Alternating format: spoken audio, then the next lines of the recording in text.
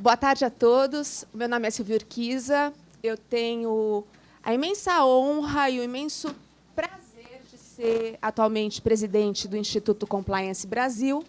E eu gostaria de contar um pouquinho para vocês, rapidamente, brevemente, sobre o nosso instituto. Que, em primeiro lugar, vale ressaltar que o nosso instituto é uma organização sem fins lucrativos, para atuar independentemente das próprias pessoas físicas. Como que começou a ideia do Instituto?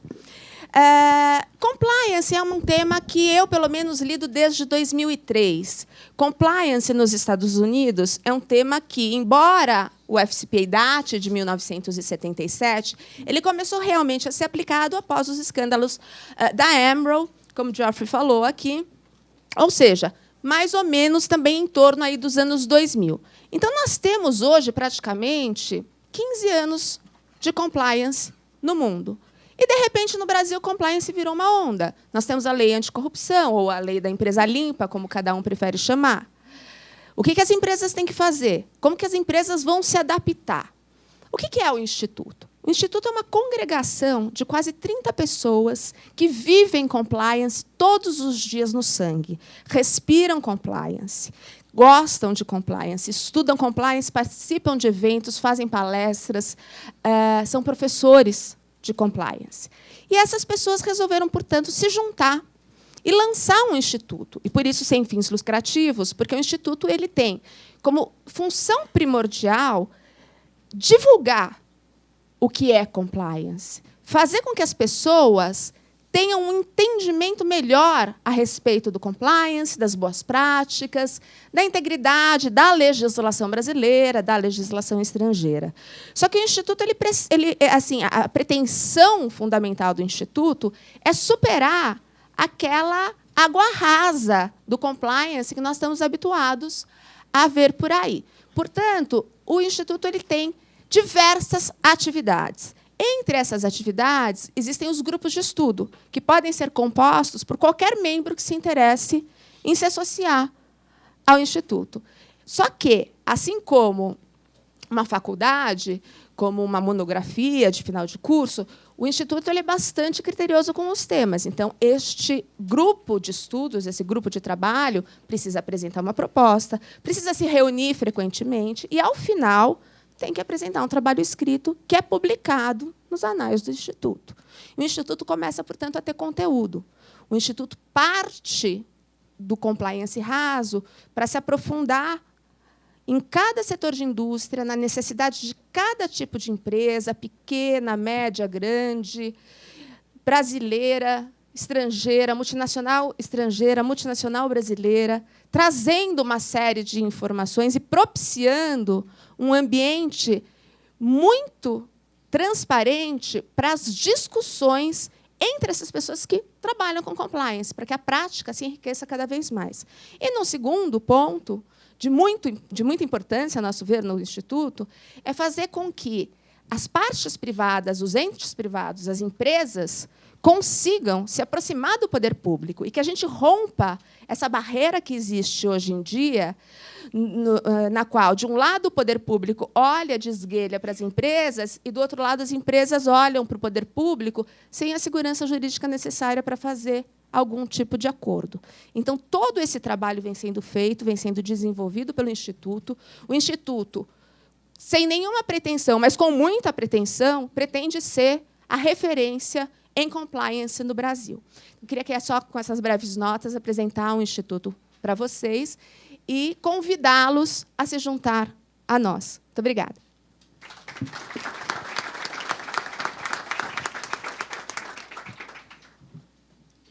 Muito bem. Boa tarde a todos. Meu nome é Bruno Salama, eu sou professor aqui da Fundação. E eu tenho a incumbência de moderar essa mesa. E, se tratando de um evento sobre compliance, eu pretendo ser bastante estrito com o tempo. Porque, afinal de contas, me pareceu próprio. Então, nós temos aqui aproximadamente 1h20 neste bloco. E eu gostaria, então, de apresentar as pessoas que compõem a mesa, que nós temos a grande honra e alegria de receber. A Ana Lígia Rego é diretora jurídica da Standard & Poor's. A Camila von Aken é diretora de Compliance do Google, Compliance Latin America do Google. Carlos Portugal Gouveia, professor da Universidade de São Paulo. Eduardo Lopes Farias é diretor de Compliance da BMF Bovespa. Nós estávamos aqui agora pensando qual era a forma mais efetiva de conduzir os trabalhos e depois chegamos à conclusão que uma forma bastante razoável seria a seguinte, e é isso que eu proponho aqui aos meus colegas de mesa. Que cada um contasse um pouco rapidamente a sua vivência com o compliance, os temas que lhes pareçam mais relevantes ou mais difíceis ou mais desafiadores no seu dia a dia, um pouco para aquecermos os motores e para todo mundo, enfim, para nós encaixarmos a nossa pauta. Aqui em seguida eu tenho algumas perguntas que já foram pré-selecionadas e eu queria também ter adiante a oportunidade de passar ao público a palavra para que pudesse fazer perguntas. Então, sendo assim, talvez a gente pudesse começar da ponta esquerda e adiante até a ponta direita. Boa tarde a todos. Estão escutando? Não. Boa tarde a todos. Quer seguir?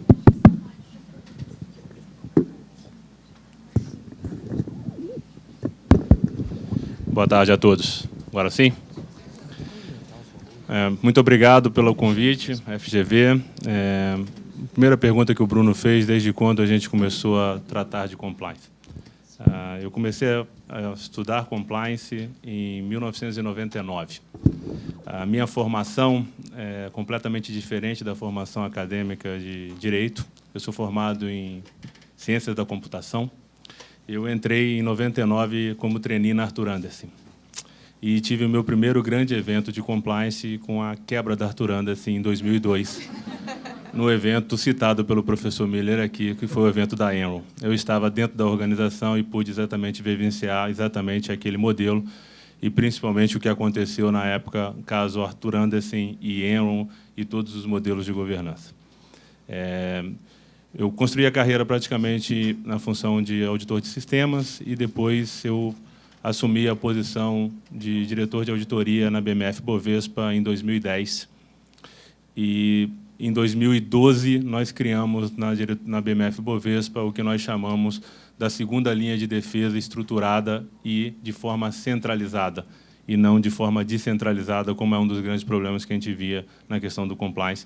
E aí nós criamos o que nós chamamos lá de controles internos, compliance e risco corporativo, do qual a gente coloca junto todas as funções que a gente considera da segunda linha de defesa e um modelo de governança muito transparente. E nós separamos claramente as funções que nós temos de auditoria interna das funções que temos do Compliance Office e de toda a sua estrutura de risco corporativo. E à disposição aqui para a gente conversar depois. Olá, gente. Obrigada pelo convite também. Em termos de histórico de compliance, eu comecei a trabalhar com isso em 2002. A Silvia veio um pouquinho depois, foi quando a gente começou a nossa primeira investigação. Eu trabalhava no Trent como estagiária ainda, e trabalhei lá por mais de 10 anos. A gente fez muitas investigações juntas, até que eu fui para o Google. Então, estou no Google há 3 anos agora. Em termos do meu maior desafio, né, que o Bruno pediu aqui para a gente mencionar, eu acho que é a parte de risk assessment. Dentro do Google, eu imagino que outras empresas de tecnologia tenham a mesma dinâmica. É muito difícil a gente identificar os nossos riscos. A gente sabe os nossos riscos básicos, só que o negócio muda muito rápido, entendeu? Então, os times, de repente, você descobre que tem alguém da África fazendo um projeto com o governo no Brasil e falando com o governo já há 3 meses, e você não tinha a menor ideia, o presidente não tinha a menor ideia. Então, é uma estrutura muito... não tem muita hierarquia, tem muita gente na região não só no Brasil, mas como nos outros países da América Latina também, reportando para a gente de fora. Então, não tem uma centralização das informações, de projetos e tudo mais. Então, o meu maior desafio é correr atrás mesmo. Então, acho que 50% do meu tempo, no mínimo, é fazendo reunião, realmente colocando um meeting no calendário de todo mundo que eu conheço e todas as pessoas que entram, né, que vão também. Todo mundo tem uma autonomia muito grande, também muito dinheiro para fazer os projetos. Então, eu corro atrás assim muito dos riscos, né? Então, esse é o meu maior desafio. Nada vem de mão beijada. Eu descubro todos os dias um projeto novo, riscos novos, coisas que eu tenho que fazer para mitigar, né, os riscos. Então, acho que esse é o maior desafio dentro da minha realidade lá. Gente, boa tarde, eu sou a Ana Lígia. Eu trabalho com minha formação, né? Acho que no primeiro momento. Eu sou economista, advogada, sou carioca, né? Vim para São Paulo roubar o emprego dos paulistas. Estou aqui mais ou menos há 12 anos, vim fazer o doutorado aqui em Direito Econômico, então eu sou meio híbrida. Assim. Eu tenho um pé acadêmico, sou professora aqui da GV, do Mackenzie, da São Judas. E na Standard & Poor's eu sou diretora de regulação responsável por tudo que tem de México para baixo. Então, sou, hoje em dia, 7 países. A gente vai falar um pouquinho mais, eu acho, que do meu dia a dia de compliance, mas acho que eu lido com um cliente que sofre de estresse pós-traumático, na verdade. Né? Depois de 2008, acho que a gente foi considerado bode expiatório, né, da crise das subprimes. E eu acho que parte da minha trajetória, hoje em dia, é explicar para reguladores, né, que vão desde o Brasil, que tem uma experiência já bastante sofisticada de mercado de capitais, até o Panamá, onde eu estava ontem, explicando um pouquinho o que a gente faz. Trabalhei 10 anos com compliance, então, no Trent Rossi, onde eu conheci Camila, Silvia. Eu venho de banco. Eu acho que, talvez, o meu maior esforço seja um esforço quase educacional, de explicar para o regulador o que a gente faz e que, talvez, o que a gente faça não é tão... É um pouco menos sedutor o aspecto maquiavélico do que uma agência de rating faz. A gente simplesmente opina a respeito da qualidade creditícia ou da chance de inadimplemento de um emissor de dívida. É só isso. Né? Na verdade, a gente não dá conselho, a gente não audita, a gente não dá consultoria de investimento, a gente só olha os números e fala, olha, a chance de dar default é grande ou é pequena. Por conta do impacto, né, e da penetração que a gente teve em 2008, eu acho que teve muitos mal-entendidos. Então, eu acho que nesses 7 países, eu estou na Standard & Poor's há 2 anos, eu acho que eu faço... Acadêmico tem mania de modelinho. Né? Eu acho que a gente tem 3 grandes modelinhos de regulação aí. A gente tem mercados de brownfield, em que o regulador já conhece a gente há muito tempo. O Chile regula a gente, por exemplo, desde 1988, a Argentina desde 1992. Esses agentes já conhecem uma agência de rating, sabem a importância que ela tem no mercado.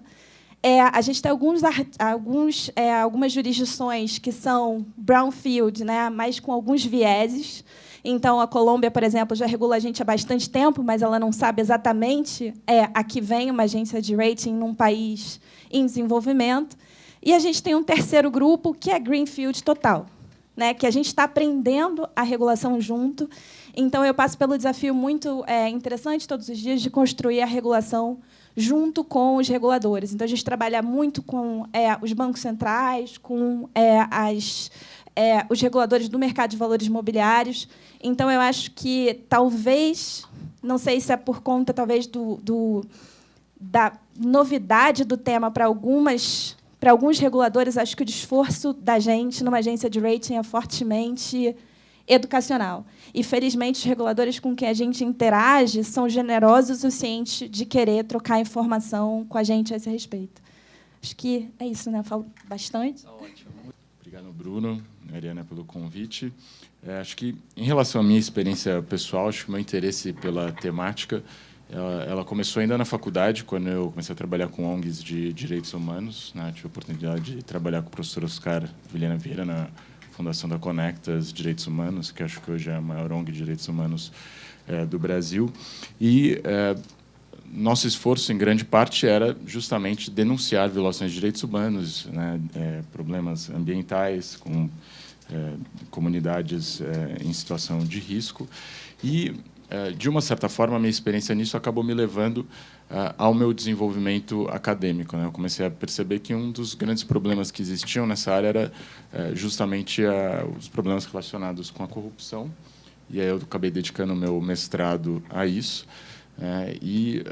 Também tive a oportunidade de depois trabalhar num escritório em Nova York, e um dos casos nos quais a gente trabalhou era justamente a investigação da Siemens, né, que é o caso paradigma aí de investigação de corrupção em 2008, também quando ocorreu a crise nos Estados Unidos, né. E aí, de fato, eu percebi a relevância do compliance de uma outra perspectiva do compliance, que seria uma perspectiva talvez mais ampla de governança corporativa, e a importância, né, dessas preocupações para resolver problemas graves da sociedade, como exatamente as violações de direitos humanos e problemas relacionados à corrupção, né. E hoje eu me dedico a esses temas tanto academicamente quanto profissionalmente.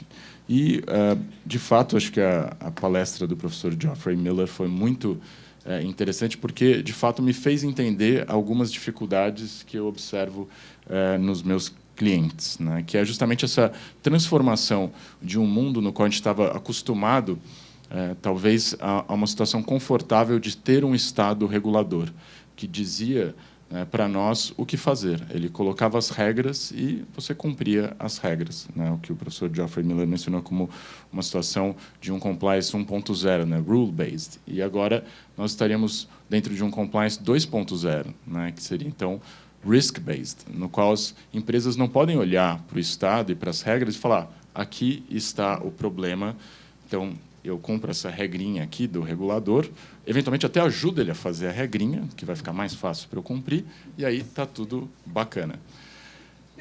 Na verdade, né, de uma certa forma, a gente voltou a entender a importância, na verdade, de coisas básicas do direito privado, que é o fato de você causa dano a terceiro, você tem que indenizar esse terceiro.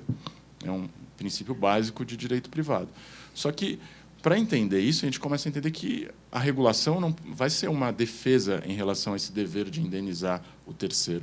Ou seja, as empresas elas têm que desenvolver um conhecimento capaz de prever os danos causados e evitar esses riscos. Elas não podem confiar no Estado regulador para fazer isso. Então, eu acredito que o desafio que a gente enfrenta, e eu identifico esse desafio com os clientes, e, na verdade, um desafio maior que eu percebi em uma reunião ontem, né, que é o fato de que empresas brasileiras elas têm que, de uma certa forma, começar a desenvolver esse conhecimento próprio. Por quê? Porque os níveis que a gente chamaria de compliance de empresas estrangeiras, eles estão aquém dos riscos que as empresas brasileiras vivem, né? A gente viu isso no caso da Samarco. Os riscos ambientais, os riscos de violação de direitos humanos no Brasil são muito maiores do que os riscos que essas empresas eventualmente correm em relação a isso nos países, nas economias centrais, né? Nos Estados Unidos, na Europa, no Japão. Então, o que acontece? Os padrões de análise de risco que são, às vezes, importados, ou que as empresas estrangeiras têm e trazem para o Brasil, eles não são suficientes. A gente precisa pensar sobre eles, e não dá para ficar olhando para o Estado para nos dizer quais são esses padrões. As empresas têm que desenvolver essa capacidade técnica e essa tecnologia de prever esses riscos e incorporar formas de evitar esses riscos. Eu acredito que esse seja um dos maiores desafios, né, que nós enfrentamos. Acho que tem esse aqui está funcionando. Bom, boa tarde. Eu acho que meu nome não estava na lista ali. Eu sou José Companha, sou sócio da UI, que é mais comumente conhecida como Ernst Young. A gente, nosso novo nome é UI, mas a gente tem aquele período de transição. Eu sou sócio da área de FIDS. FIDS significa Fraud Investigation and Dispute Services, que é a área forense da Ernst Young. Eu comecei essa prática em 2002, 2003, e eu faço parte dessa geração aqui, né, onde a gente fez juntos várias investigações, vários tipos de investigações em vários contextos diferentes. E nós fomos a primeira, acho que a gente tem muito orgulho de ser a primeira geração de profissionais de compliance do Brasil, né, que viveu o pré-compliance e está vivendo agora a efervescência do compliance. Eu costumo dizer que a gente está num momento que, se a gente fosse dar um nome para isso, a gente poderia chamar de compliance ou de anti-corruption perfect storm. Na minha visão, a gente tem 3 elementos básicos para que um sistema de anticorrupção e de compliance mais abrangente tenha que dar certo. Um deles é não necessariamente nessa ordem, mas é enforcement, é um marco regulatório e é um leading case, né? Se a gente fizer uma comparação com os Estados Unidos, né, não querendo ser ufanista, mas os Estados Unidos percorreu o caminho de ter um marco regulatório e uma estrutura de enforcement e um leading case de 25 a 30 anos, né? Nós tivemos, talvez, a felicidade ou a infelicidade, na minha visão, é a infelicidade, porque o que vai ficar é algo muito importante para o país, de percorrer esse mesmo caminho em um ano, né? Nós tivemos um ano e meio, nós tivemos a lei anticorrupção, em janeiro de 2014, nós tivemos a Lava Jato, começando no final do ano passado, quer dizer, na verdade, começou antes, né? E o leading case, e temos o enforcement, a Lava Jato como leading case, o enforcement funcionando como a gente está vendo. Então, eu acho que, como profissional de compliance, de forensic e de investigação, eu me sinto um privilegiado por estar passando por esse momento, nesse exato momento, porque é único. Eu acho que isso não aconteceu em lugar nenhum, em país nenhum do mundo. E eu acho que o que, nesse curto espaço de tempo, vai se promover uma mudança que vai trazer um ambiente de negócios muito melhor. Com relação a desafios para se estruturar um programa de compliance ou para se praticar compliance, e eu vou ser bastante específico com relação a um tema que eu tenho visto ser pouco debatido no mercado, que é o monitoramento. Eu acho que todo mundo conhece aqui o framework de compliance, e eu estou vendo o mercado bastante atuante, e até trabalhando de forma bastante correta em tone of the top, em treinamento, em políticas, e até em resposta a incidente. Mas eu tenho visto ainda o mercado atuar e trabalhar, no momento de implementar os seus programas, pouco em monitoramento, o que, na minha opinião, é o elemento, se não é o mais importante, é o elemento que vai fazer com que as empresas tenham uma estrutura mais efetiva de compliance, mais barata e mais eficiente, na medida que, se você tiver um bom monitoramento, você tem a possibilidade de identificar os eventos antes de eles acontecerem. Então, como ponto específico, eu diria que as empresas precisam entender, trabalhar e desenvolver um pouco mais as suas estruturas de monitoramento de compliance. Bruno, só um minutinho antes. Eu só queria dizer a vocês que eu estou aqui hoje na função chata de presidente da mesa, porque eu vou ter que controlar o horário desse painel. Mas, como nós estamos aqui não só entre excelentes profissionais, educadíssimos e gentis, mas também bons amigos, eu espero que vocês me desculpem pelas intervenções chatas que eu terei que fazer aí ao longo do caminho. Muito obrigada.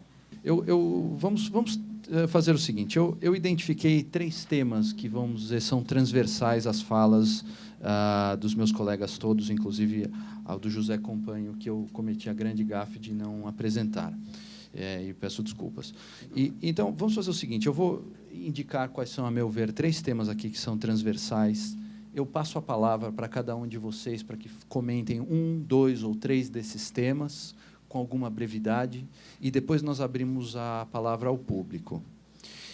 Os 3 temas são os seguintes.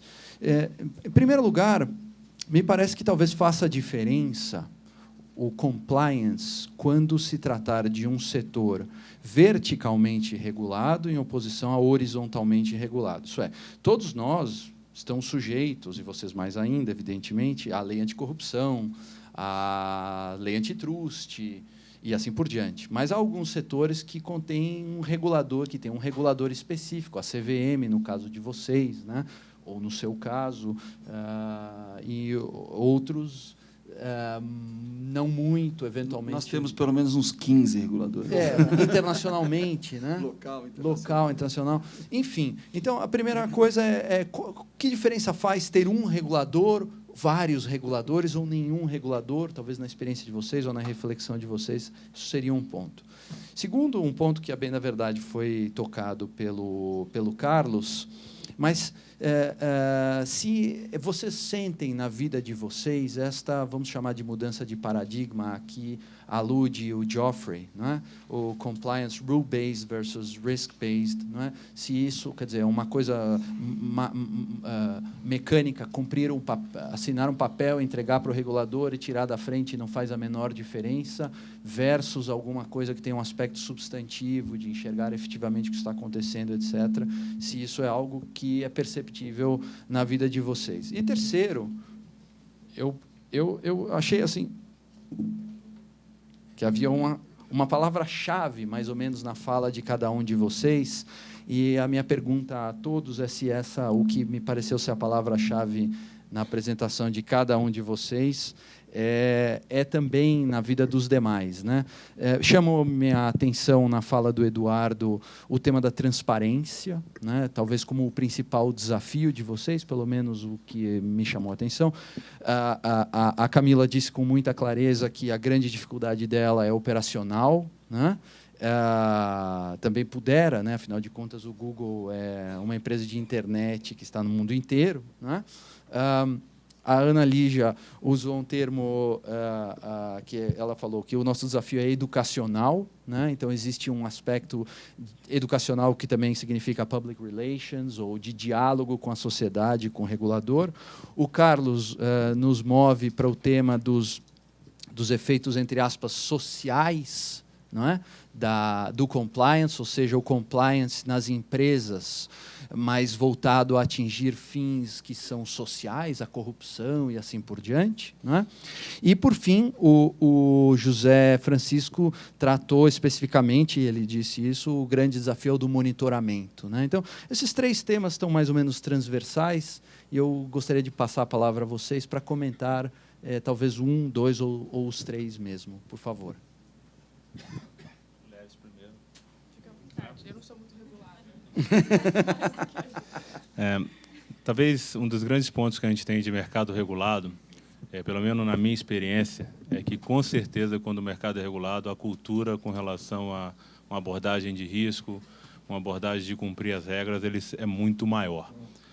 Infelizmente, em casos de compliance ou de qualquer infração à regra, precisa acontecer um evento catastrófico para que a gente tenha uma mudança na regulamentação e, automaticamente, depois eu tente mudar a cultura para chegar no ponto que o Carlos automaticamente citou, o Carlos ou o José citaram, que é a questão do monitoramento. O que a gente percebe lá, que a função da BMF Bovespa, ela tem a função tanto de regulada, nós somos extremamente regulados, principalmente por CVM e Banco Central a nível de Brasil, CVM naquilo que a gente fala de ambiente de bolsa, todas as negociações que cursam em bolsa, e Banco Central naquilo que fala de ambiente de post-trading, que é toda a parte de risco sistêmico, que é, na verdade, o mercado de capitais brasileiro. E nós temos a função também de autorregulação, que é como nós regulamos todos os nossos participantes ou aqueles que estão ligados conosco. Então, a questão primordial que a gente sempre busca ter nessa função é por que a questão da transparência? Porque a gente busca nela, especificamente, como mostrar que as coisas devem funcionar dentro da empresa. Criar uma área de compliance dentro da empresa e fazê-la funcionar é uma diferença muito grande do papel para a prática. Porque, normalmente, uma área de compliance, se não for bem estruturada e a companhia não tiver uma cultura para isso, ela fica muito difícil de se explicar o que faz um compliance, controles internos e um risco, do que faz uma auditoria interna. Se a companhia não tiver essa cultura, fica muito difícil. São tarefas completamente distintas depois que você tem isso implementado. Outra coisa importante que nós vimos claramente com relação à questão do regulador, e quanto mais ele vai pedindo a gente, nitidamente é a participação do Conselho. Nas tomadas, principalmente, de avaliação de risco, a decisão do apetite ao risco da companhia, essa função ela é do Conselho. A executiva da companhia propõe ao Conselho de Administração o apetite de risco que a companhia está disposta a correr. Quem aprova o apetite de risco que a companhia está disposta a correr é o Conselho de Administração. Então, isso tem que ficar muito claro que, à medida que você faz isso, você nitidamente tem acesso a todos os níveis hierárquicos da companhia para fazer o trabalho fluir. Exemplo claro em termos de BMF Bovespa para isso. A gente tem reuniões mensais com o Conselho de Administração para falar de todos os riscos corporativos da empresa. Não estou dizendo que é impossível a gente não cobrir os riscos, mas uma das perguntas que todos os conselheiros me fazem e que é sempre muito difícil de responder. Eduardo, como você tem certeza que todos os nossos principais riscos estão mapeados? E o segundo, a grande pergunta, qual é a nova regulamentação que vai sair que pode botar em xeque todo o modelo de negócio da companhia? Esses são, talvez, os maiores itens que a gente procura exatamente dar. E quando você tem a cultura extremamente forte, o regulador ele passa a ser simplesmente um acessório, não no caso aqui, acessório não figura da palavra, mas sim que, na verdade, você faz, o regulador simplesmente vai ver aquilo. Quando você não tem a cultura implementada, normalmente você vai fazer única e exclusivamente para o regulador. E, infelizmente, quando você não tem um regulador, as chances de fazer são menores. Pelo menos isso que eu tenho visto exatamente em todos os lugares. Bom, como eu disse antes, o Google não é uma empresa altamente regulada, então a gente tem a sorte, acho, de não ter essa preocupação. Então, a gente faz o nosso programa de compliance com base nas diretrizes mesmo governamentais, né, tanto do governo americano quanto do brasileiro e dos outros países. Então, para falar um pouquinho da questão de monitoramento que o companheiro levantou, é um desafio também muito grande. Também é um desafio muito grande para mim, porque, como eu disse antes, é uma estrutura muito descentralizada. Então, para você conseguir checar o que cada área está... Primeiro, descobrir que cada área existe. Isso já é um grande desafio, né? Aquela área existe. Agora, essa área está em Latam também. Às vezes, eu descubro isso 2 meses depois, a área já está ali. Então, é aquele desafio grande de você sempre tentar se enfiar em reuniões para descobrir o que está acontecendo, quem está vindo, quem está ficando, para quem essa pessoa reporta, né, para descobrir tudo o que está acontecendo.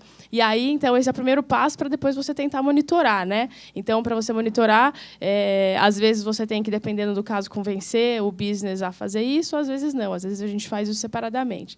Então, na nossa experiência especificamente, a gente contratou recentemente uma pessoa para fazer esse monitoramento, porque a gente tem uma área de auditoria interna, mas a gente não tem ninguém local na América Latina, né? Então, a gente estava sentindo muita falta de fazer esse monitoramento de temas específicos, né, de corrupção mesmo. Então, Internal Audit, quando vem para cá, eles focam também nisso, mas focam em vários outros temas. Esse é só um dos temas, né?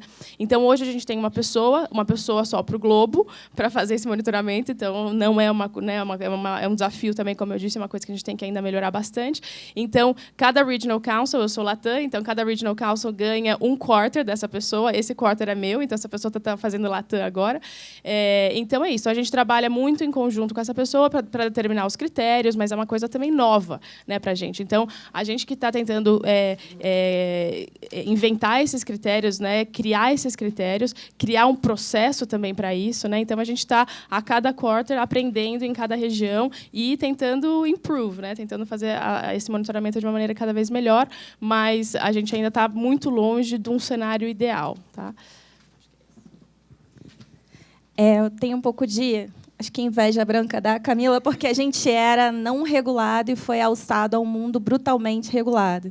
Então, é como se ninguém te conhecesse e, de repente, as pessoas começam a te conhecer pelo seu pior lado ou pela pior impressão que você pode ter. Então, depois da crise de 2008, né, os países e os agentes que não nos conheciam passam a nos conhecer como os bodes expiatórios da crise. Então, a gente tem um desafio na Standard & Poor's, eu acho que nos últimos anos a gente tem feito muito progresso nisso, é de estabelecer, de fato, confiança, né? O meu doutorado eu estudei relações de confiança entre as pessoas e como criar esses vínculos no ambiente de negócios. E quando eu falo em ambiente educacional, acho que o Bruno conseguiu traduzir bem em termos um pouco mais específicos, né? Eu quero falar de outreach, de verdade, né? De você chegar no regulador e dizer, olha, eu conheço o seu país, existe um nome por trás dessa marca Standard & Poor's, então, se você ligar nesse número, é a Ana, que é a profissional que dedica, né, a vida aos temas de regulação de compliance, com quem você pode ligar e tirar suas dúvidas. Parece senso comum, mas acho que viajando bastante, conhecendo diversas culturas, é impressionante como a gente não conhece bem a nossa região, a América Latina, por exemplo. E como a gente que trabalha em América Latina, né, representa uma empresa americana, a gente realmente acha que o Brasil vai chegar e as pessoas vão ser bem recebidas e se parte do pressuposto que está tudo em casa, mas não é a verdade, né? Quando você chega representando num mercado traumatizado, né, com o mercado de valores, representando uma empresa americana com 150 anos, né, de uma posição estandardizada mesmo do mercado americano, você tem um esforço grande em explicar para o regulador local que, sim, eu estou preocupado com a sua especificidade, sim, eu conheço o seu ordenamento, conheço a sua tradição jurídica, e parece bobagem, mas eu conheço o seu idioma. 90% dos nossos reguladores na região não falam inglês. Então, é esse desafio, né, de você dar o passo, né, a sair dessa posição standard, de estabelecer regras, né, de formador de mercados, para uma posição de quero te conhecer, quero te entender, conheço os seus riscos, é uma coisa que, quando a gente estuda, né, e a minha área Behavior Economics, é uma área que você precisa estabelecer um vínculo de confiança. Esse vínculo de confiança ele é cultural e ele é pessoal. O que eu acho interessante nos mercados financeiros, né, que é o mercado mais racional, aparentemente.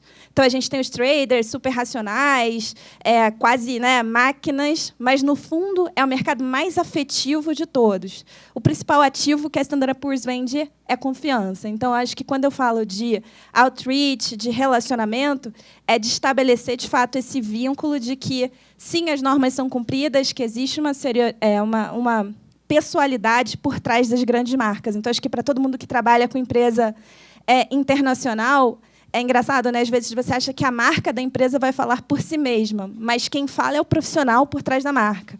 Na verdade, o regulador, né? Isso eu já escutei de várias autoridades. Eles estão muito mais preocupados em saber que você é o ponto de contato e que ele pode ligar para você e tirar as dúvidas do que ele saber que ele lida com uma empresa rockstar maravilhosa. Na verdade, ele está muito mais preocupado de saber que tem alguém sério do outro lado da linha que faz o trabalho no dia a dia. Então, Bruno, acho que eu conseguiria responder a sua primeira e a segunda questão de forma conjunta, né? Eu acho que, em relação a questões de compliance, de fato, o que eu argumentaria é que não existe diferença entre setores regulados e não regulados. Por quê? Porque, de fato, isso era uma ilusão que foi causada justamente pela construção desse Estado regulador em resposta à crise de 29, no qual nós nos acostumamos a acreditar que os únicos setores que tinham riscos sistêmicos para a sociedade era o setor bancário e de mercado de capitais. E o que se percebe contemporaneamente, em razão do desenvolvimento de novas tecnologias, que tem um potencial tanto de geração de riqueza exponencial, mas um potencial também de geração de dano exponencial, é que toda e qualquer atividade econômica tem riscos sistêmicos.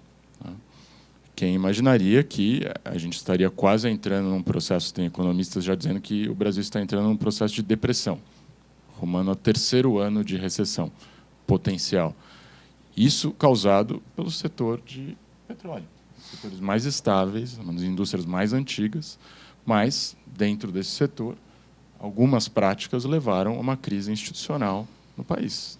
Então, não foi o setor bancário, não foi o mercado de capitais, foi uma das indústrias mais antigas que nós tínhamos. Então, de fato, isso nos obriga a identificar uma verdade, né? Uma verdade que existe desde sempre no direito privado, que você precisa saber identificar os riscos de danos a terceiros que você pode eventualmente estar causando. E as novas tecnologias também revelaram uma outra coisa. O regulador nunca vai ter o mesmo conhecimento que você sobre as tecnologias que você está desenvolvendo hoje. Então, o regulador reconhece que ele não pode te regular. Então, as regras da Basileia, a meu ver, dizem isso. Elas falam, olha, você está desenvolvendo produtos financeiros que eu, regulador, não conheço. Então, estão aqui princípios que você deve seguir. Se, eventualmente, você fizer alguma coisa errada e causar danos a terceiros, eu vou interpretar isso retroativamente, eu vou falar que você fez algo errado em relação a algo que eu nem sabia que existia. Então, basicamente, a lógica é essa. E a gente tem um outro agente que sempre esteve presente, mas talvez enfraquecido pelo Estado regulador, que é o judiciário. E o judiciário, para a atividade de compliance, principalmente no Brasil, a gente está aprendendo isso, é um agente extremamente relevante. Então, muda a jurisprudência, muda o comportamento que você tem que fazer. Então, você tem que se preocupar não somente com o que o executivo está pensando, como ele vai reagir a uma crise, mas como o judiciário, eventualmente, pode mudar a sua jurisprudência no futuro, que vai ter o efeito exatamente igual de uma mudança substancial no que a gente está acostumado a chamar de regulação. Então, acredito que, de fato, essas separações que nós acreditávamos existir no passado, elas não devem mais ser interpretadas. E você acreditar que você não tem que ter um sistema de compliance porque você está num setor não regulado é pular do precipício, no mundo contemporâneo. Então, acho que isso revela, talvez demonstre por que o compliance está se tornando tão importante, porque, assim como as empresas precisam desenvolver suas tecnologias produtivas, elas também precisam começar a pensar no desenvolvimento de tecnologias institucionais. Elas precisam fazer um trabalho de desenvolvimento institucional que antes se acreditava que só o Estado deveria fazer. E as empresas têm que começar a fazer isso dentro delas. E os códigos e as regras que são desenvolvidas pelas empresas, elas passam a se tornar tão complexas quanto a própria regulação externa. Então, isso é uma mudança bastante substancial de paradigma, na minha perspectiva. E, primeiro, com relação à diferença entre atividades reguladas e não reguladas, eu, particularmente, acho que, falando um pouco de Brasil e do momento do Brasil, eu acho que as empresas reguladas estão tendo uma facilidade muito maior a se adaptar especificamente a legislações de corrupção e a qualquer mudança de regulamentação específica, porque as regulamentações fazem parte do modelo de negócio das atividades reguladas. Ou seja, se você pega, talvez a atividade, não tem nenhum representante aqui, mas talvez a atividade mais regulada que exista globalmente é a atividade bancária. E quando a gente começa a conversar e a tocar, estrategicamente a atividade bancária, o compliance está intrinsecamente ligado à operação, ao core business dela, ou seja, o banco opera, a atividade de compliance opera par a par com a atividade operacional. Então, na minha visão, as operações reguladas só estão tendo que conviver com mais uma regulamentação, com adaptação muito mais simples do que uma atividade que não é regulada, que está acostumada a conviver com algumas regulamentações específicas, mas que a atividade de regulamentação não está, ela é vista como uma atividade paralela ou como um overhead, e não como parte do seu, posso dizer até como parte do seu core business. Voltando um pouquinho para tudo que foi falado com relação à dificuldade de compliance, eu acho que uma questão que as empresas estão tendo muita dificuldade, obviamente, porque é uma experiência nova, e que um exercício que não está sendo feito é definir dentro da sua estrutura de negócio, conectado com o que eu falei, qual vai ser o seu modelo de compliance. Existem vários modelos de compliance operando no mercado, e o que eu estou vendo as empresas fazerem é elas focarem ali naquilo que é básico, que é o risk assessment, mas sem olhar para qual é o modelo de operação. Eu acho que o mercado está desconectando a implementação da atividade de compliance à operação da atividade de compliance e a operação da companhia, que, na verdade, deve ser algo totalmente conectado, operando de forma absolutamente conjunta e sem gerar uma ruptura nos negócios. A gente tende a olhar muito para os grandes negócios ou para os negócios mais maduros, mas as empresas, mesmo grandes, mas que não são tão maduras, têm uma visão extremamente negativa e têm um olhar para a compliance como simplesmente um custo adicional e como algo que vai atrapalhar a sua atividade de negócio. Porque muito pouca gente que educa sobre o compliance está tentando conectar a questão negócio, modelo de negócio, modelo de compliance, estratégia de implementação, estratégia de operação de compliance, e aí eu volto com um pouquinho para um dos pontos que foi comentado aqui por mim, que é o monitoramento. Porque a fase de implementação vai passar, nós vamos ter aí alguns anos de implementação, e o que vai ficar é o monitoramento, a melhoria contínua, o monitoramento e as investigações, as respostas a incidentes. E o monitoramento, se você, o que está acontecendo no mercado e o que vai gerar, acho que um grande crash em algum momento, é que as empresas estão implementando as suas estruturas sem pensar no monitoramento, que é, na verdade, uma parte integrante do seu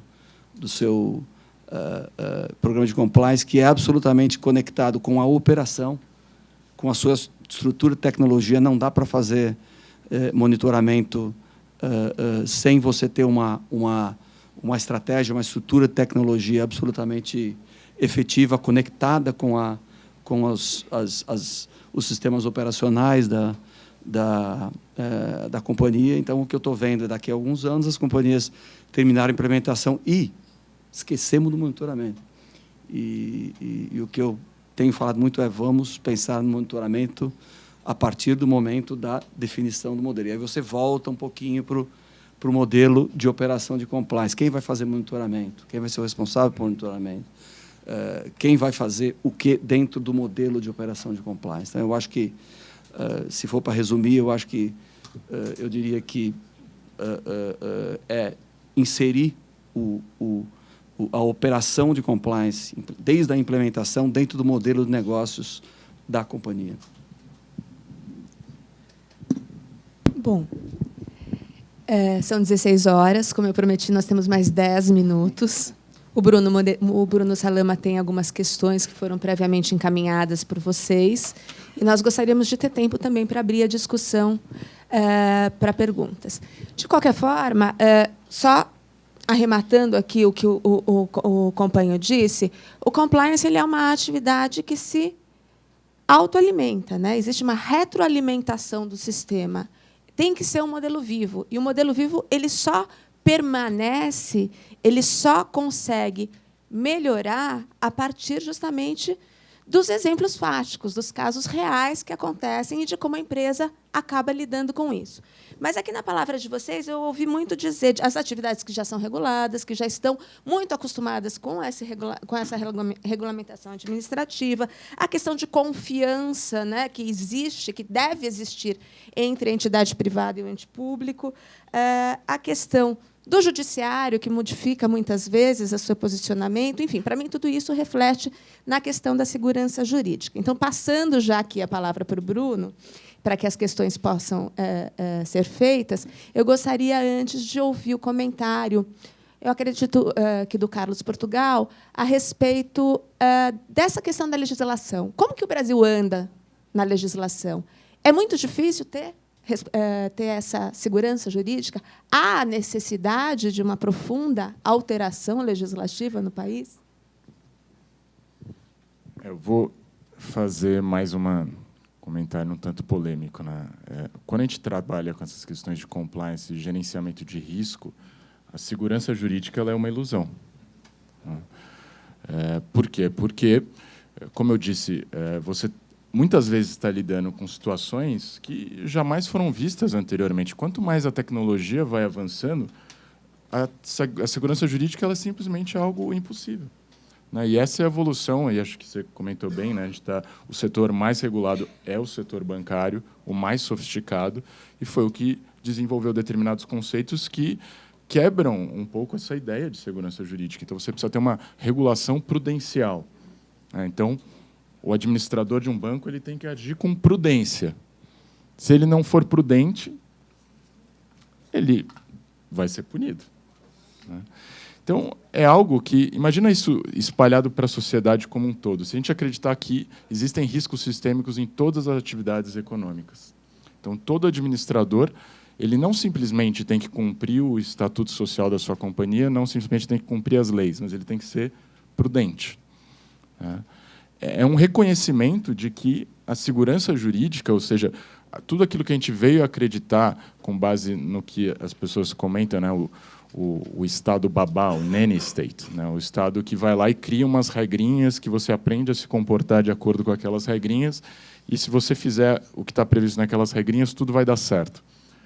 O que a gente aprendeu, talvez, nos últimos 20 anos é que não existe o Estado nunca vai conseguir esse tipo de atividade. O que você comentou, acho que é o mais adequado, né? A separação tradicional que a gente costuma ver entre público e privado, e a separação entre papéis entre o público e o privado, elas precisam ser repensadas, né? E um aspecto que eu acho interessante, e algumas empresas brasileiras estão conseguindo aprender isso mais rápido do que as empresas estrangeiras, é que, em alguns casos, de fato, para se proteger, para proteger o seu negócio, as empresas têm que começar a pensar como Estado.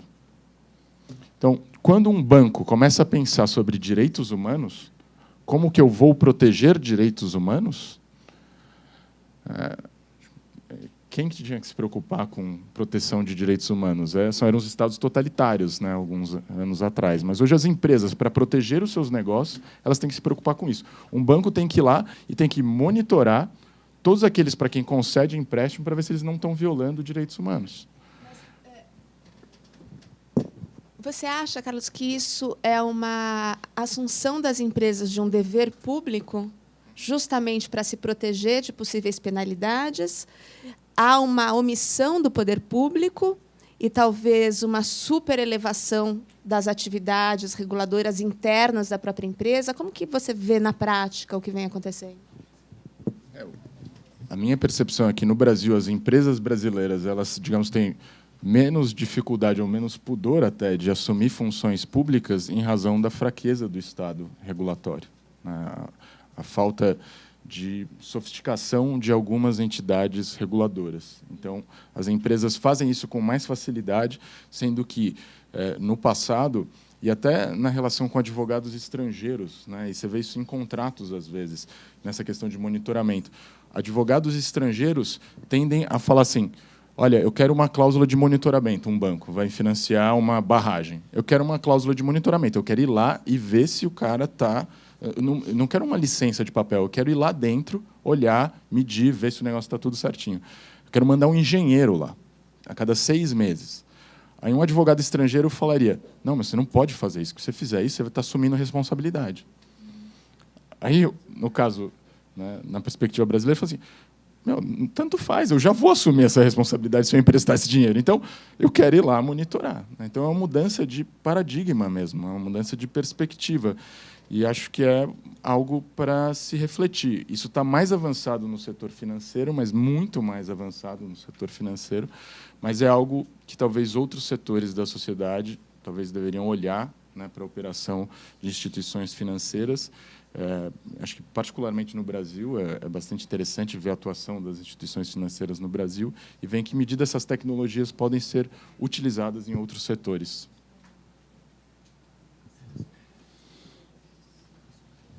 Bom, acho que só há uma maneira de nós cumprirmos aqui o tempo, que é a seguinte: nós temos 4 minutos, certo? Então, vamos fazer assim. Quem sabe a gente possa pegar 3 perguntas e aí alguém aqui se candidata, ou 2 ou 3 pessoas, a falar alguma coisa. Aí a gente passa muito poucos minutos, se for o caso. Acho que é a única forma. Você me ajuda, Bruno? Se alguém puder. Dá? Então, só pediria para a pessoa, por gentileza, se identificar. Primeiro aqui, segundo aqui, mais um, terceiro aqui. Boa tarde, meu nome é Marcelo Sintra, eu sou de Cuiabá, Mato Grosso. A minha pergunta é sobre o agronegócio. O nosso governador assinou recentemente um compromisso, né, de combate ao desmatamento, acho que até 2020. E eu queria saber qual a visão do mercado em relação a uma possível regulação do agronegócio.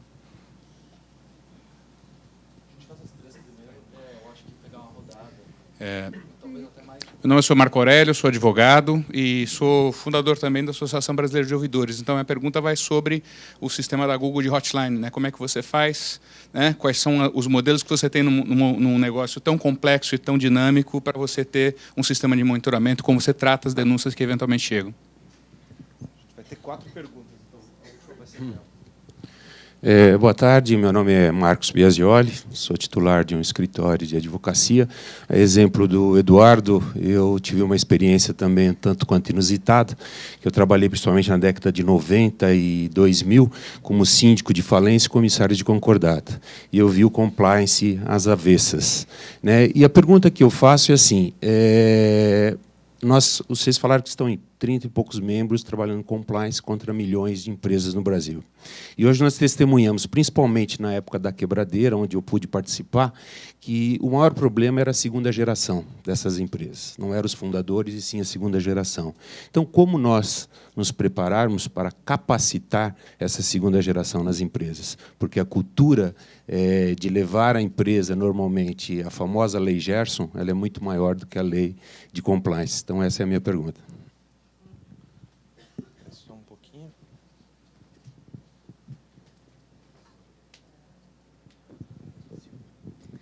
Boa tarde, meu nome é Elaine, estou no mercado segurador há muitos anos, tenho compliance na alma, né, vamos dizer assim, e eu vejo muito o compliance jurídico sendo discutido, e sou do mercado, né, regulado, nós vivemos desde 2004 a regulamentação dentro do nosso setor.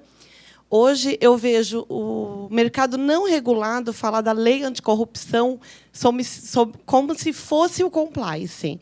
Então, assim, para o mercado não regulado, o compliance é a lei anticorrupção. E o compliance é muito mais que isso. E o nosso grande desafio hoje, eu acho que não é atender regulamentação. Esse é meu dia a dia. Eu passo por 9 fiscalizações durante o ano. Então, para a gente, isso já faz parte do dia a dia. Eu acho que o que o Portugal falou é muito interessante. No nosso setor, a exemplo, né, nós temos várias coberturas de seguro. Uma delas é danos morais.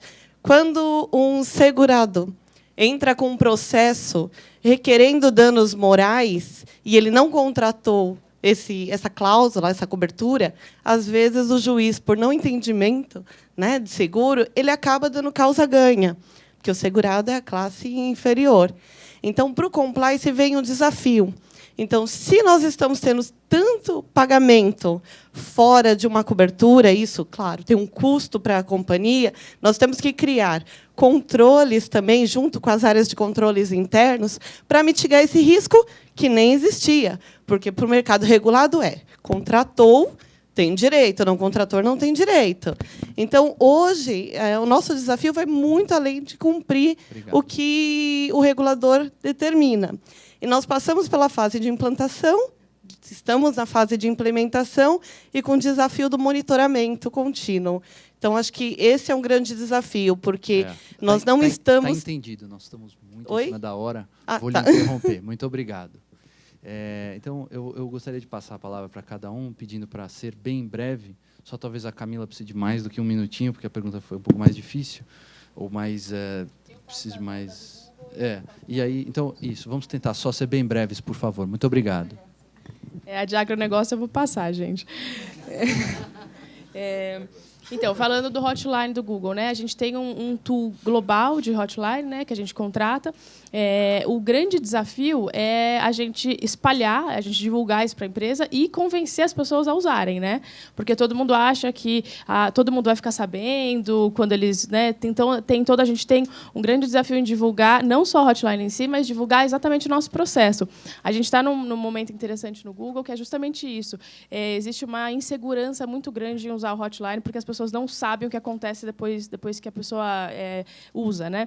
Então, a gente está num processo justamente a gente criou um site para mostrar passo a passo o que acontece depois que você levanta alguma questão, como a gente trata tudo isso, que times são envolvidos, em que situações esses times são envolvidos, o que a gente faz depois, né, de determinar quem foi envolvido, o que a gente faz com os funcionários, qual o nosso nível de tolerância. Então, as pessoas perguntam, putz, mas em algumas empresas, se você comete uma fraude, você é mandado embora, em outras você só recebe um verbal warning, sei lá. Então, a gente está justamente nesse processo de tentar uniformizar isso um pouco e divulgar, né, que é o maior desafio, sem dúvidas. Então, hoje a gente já tem um ano que a gente contratou uma pessoa que ele chama Global Awareness. Essa é a função dessa pessoa. Então, essa pessoa ela está criando campanhas de marketing, mas essa pessoa tem que ser super criativa, trabalha junto com agências e tudo mais, para ajudar a gente nessa divulgação. Então, a gente está criando pôsteres e várias outras coisas.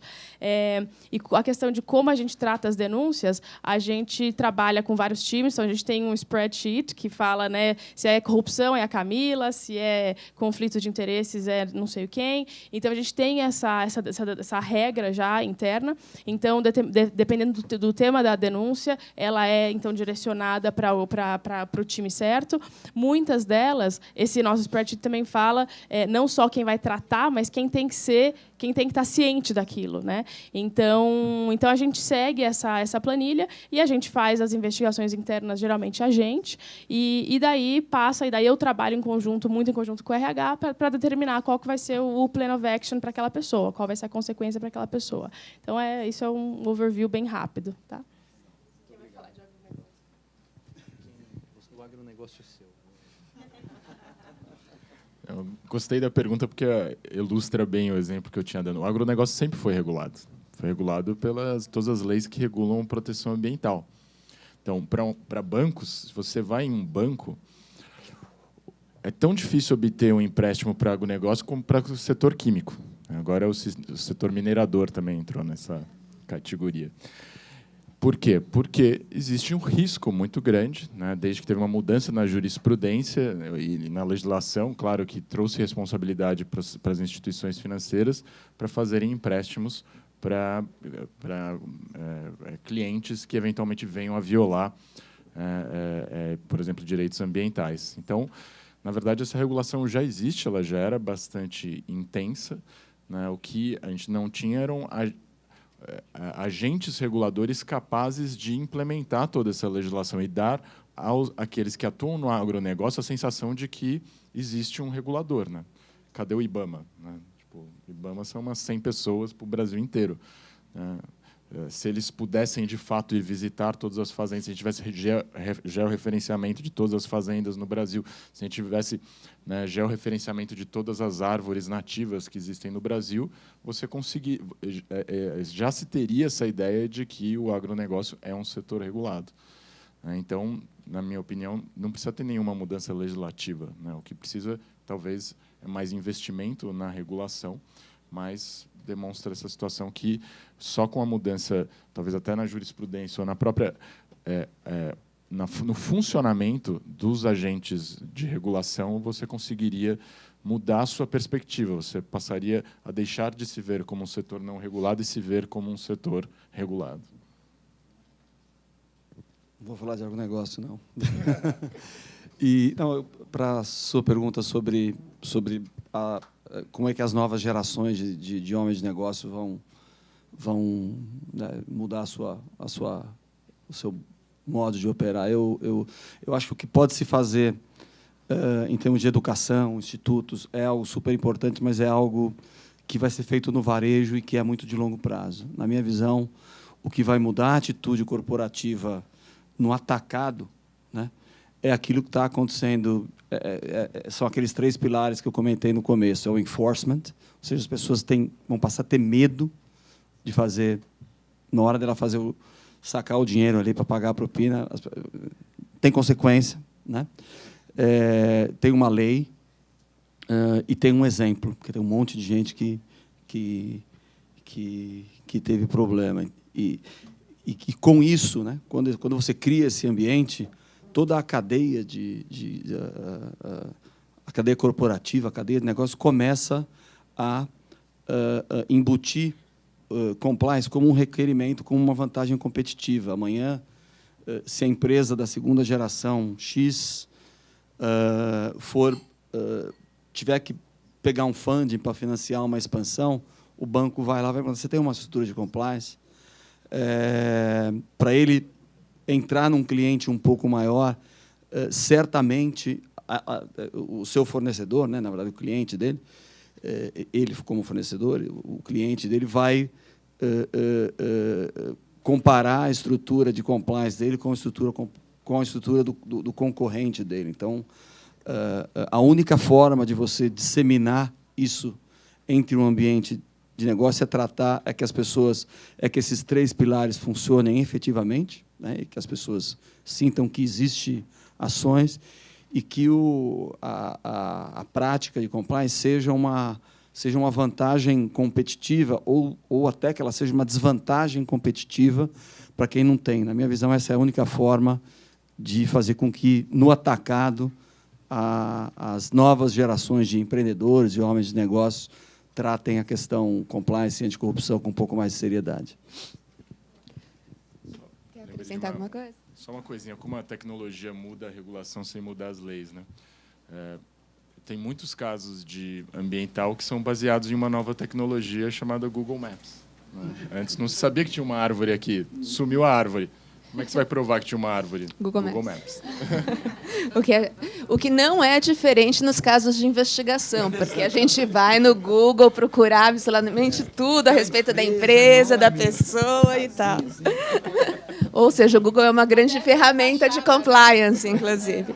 Bom, gente, eu gostaria de agradecer a todos vocês aqui presentes. Excelente todos os comentários, todas as opiniões. A gente costuma dizer o seguinte, que compliance ele é não só vivo, como não existe o mesmo programa de compliance de integridade para mais do que uma empresa. Ou seja, cada empresa pode, inclusive, se autorregulamentar e tem que estar ciente da sua própria autorregulamentação. Então, a gente está passando aqui de um debate a respeito de empresas altamente regulamentadas, eventualmente da necessidade de haver mais regulamentação ou menos regulamentação, mas acho que com muita certeza, mais consciência dos empresários a respeito da aplicação das leis que já existem, para um segundo painel daqui a pouco que vai tratar da infração. Muito bem, eu tenho um grande programa de compliance, eu recebi uma denúncia no meu hotline, ou eu fui surpreendido por uma investigação da Polícia Federal, estou com um problema. O que eu faço? Como eu resolvo esse problema dentro do Brasil? Como eu resolvo esse problema se for um problema multijurisdicional? Então, a gente agora encerra para um coffee break e aguardamos vocês para o próximo painel.